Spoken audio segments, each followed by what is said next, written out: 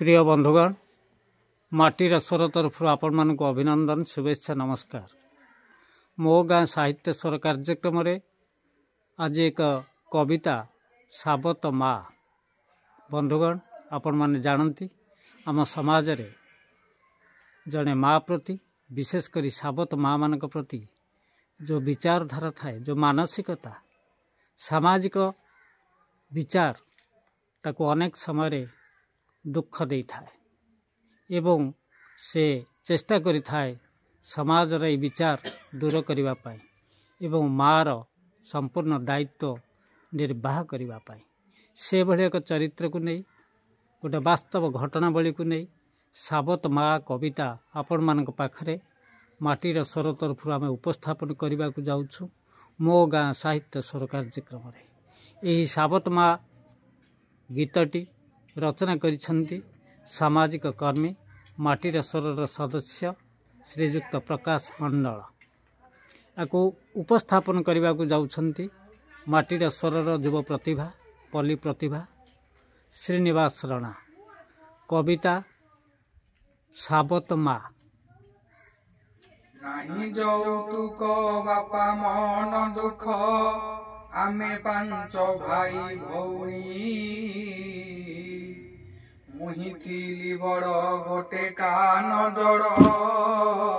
डाकंती मोते कालुणी मुही थिली बड़ गोटे कान जड़ डाकंती मोते कालुणी सान भौणीए देखा खुशीए गढ़ण भारी सुंदर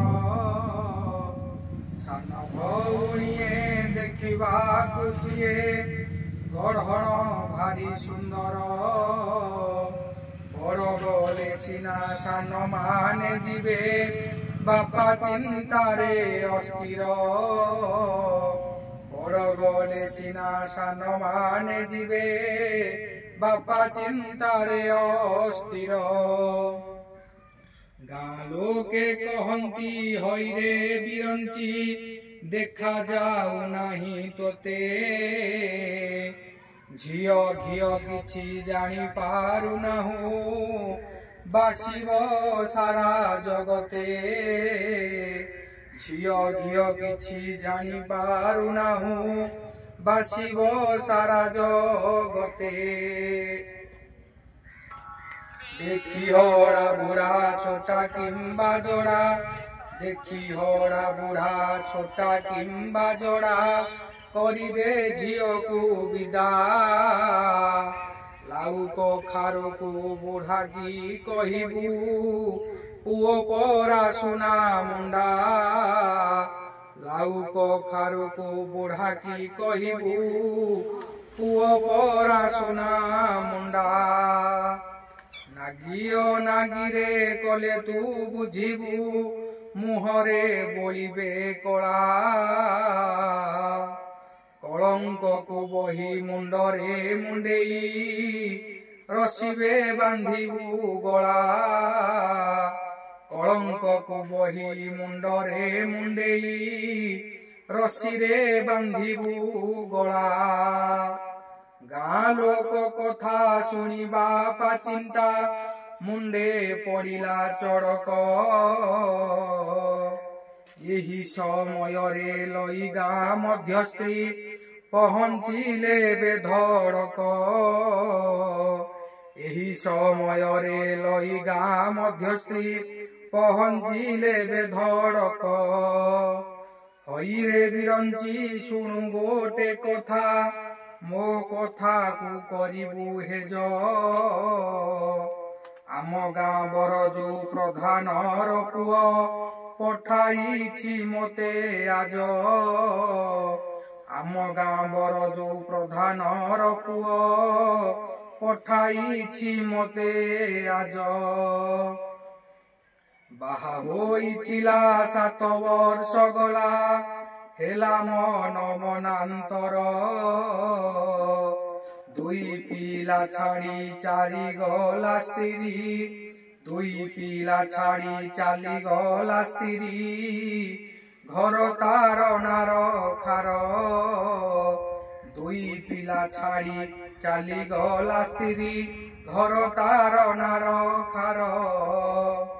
ବାପା ରାଜି ହୋଇ ମଧ୍ୟ ସ୍ତ୍ରୀ କଥାରେ ଦୌଡ଼ ବାହିରେ ଦେଲେ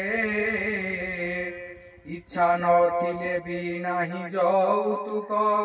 ଇଚ୍ଛା ନଥିଲେ ବି ନାହିଁ ଯୌତୁକ ହାତେ ହାତ ଛନ୍ଦି ଦେଲେ ଓଢ଼ଣୀ ଭିତରେ ଦେଖୁଥିଲି ମୁହିଁ ବାପାଙ୍କ ମନର କୋହ ଲୁଚେଇ ଲୁଚେଇ କାନ୍ଦୁଥାନ୍ତି ବାପା ଗାମୁଛାରେ ପୋଛି ଲୁହ ଲୁଚାଇ ଲୁଚେଇ କାନ୍ଦୁଥାନ୍ତି ବାପା